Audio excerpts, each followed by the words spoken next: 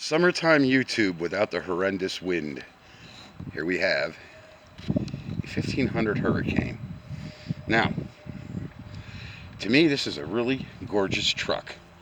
As a matter of fact, it's almost too nice to be driven, and I don't think it'll be driven that much longer from what I see under the hood.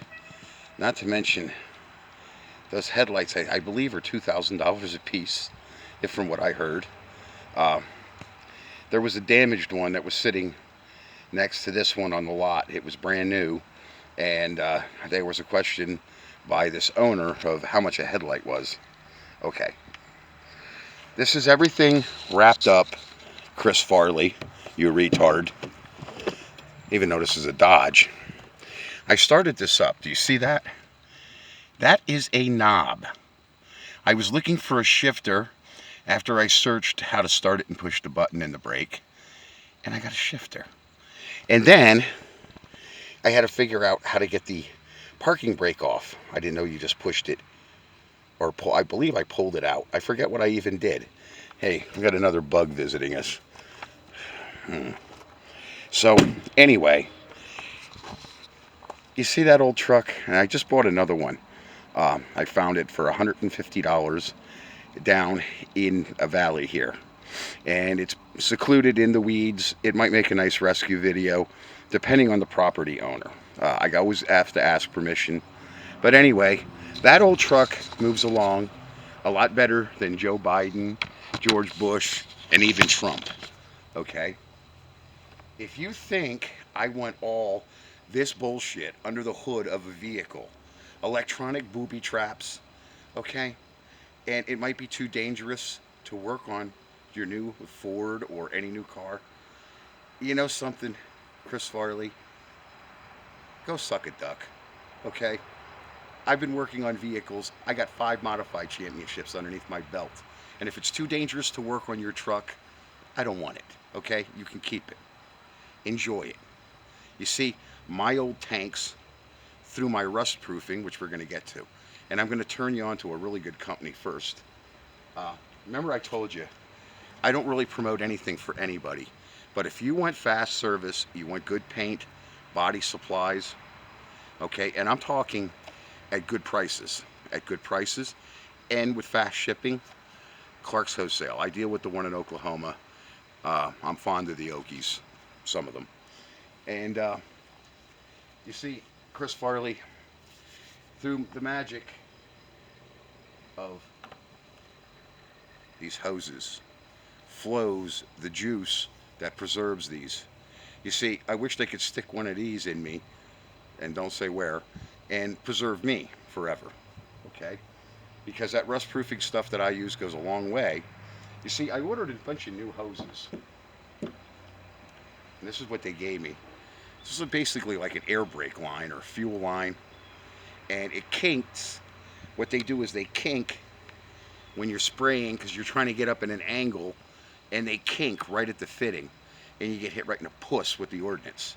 And I'm talking, I had a puss full yesterday. Boy, was I mad. Ain't a day that goes by that Ho Chi Minh and his bastards don't bite me in the freaking balls.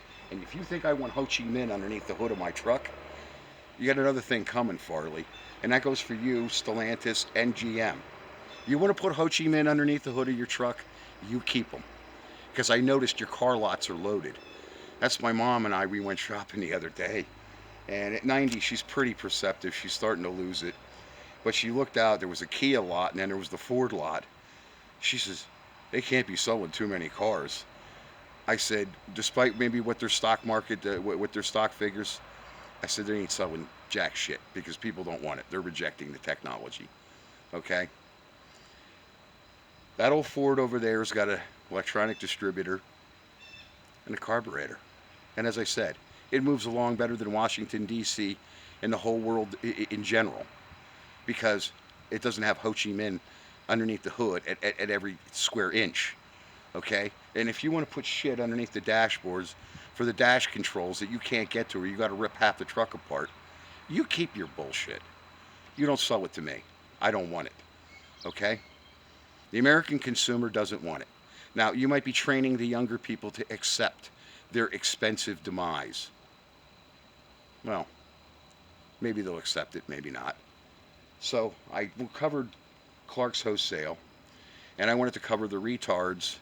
Uh, I wished I had my air gun. I got the power of knuckleheads at Advanced. Remember I told you they make an AC service kit? You see, through Ho Chi Minh and copying all the patents, they've got to call everything by a different name today. This is what it's called. And you don't get an orifice tube with it. This is just a generic. But they used to have one, it would say GM on it. Uh, I was looking through my pictures, which I will not take out of my book because I can't take them out of my book. And then I would have to have my whole book out here. The Polaroid pictures are actually stuck. They actually had books out in the 70s and 80s where you could affix your picture. It had like a little sticky, they had like little sticky rows going across and you could stick your picture. Well, now it's permanently in the book.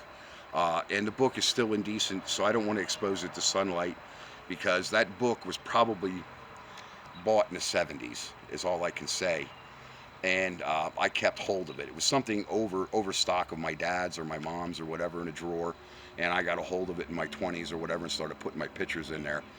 So that book is very old. I don't want to bring it out. I don't want to get greasy fingerprints on it because I show it to people in my family. AC Delco.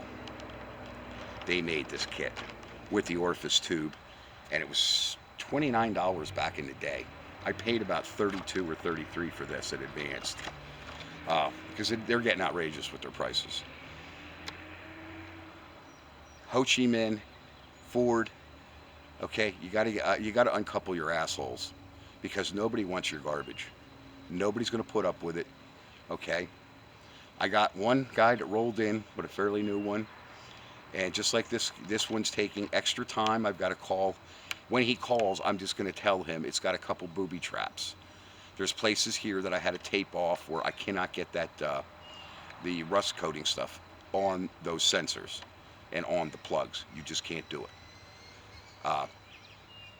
Took me almost a day and a half of research to ask the questions, but I have a sharp guy up in the Stroudsburg, Pennsylvania area.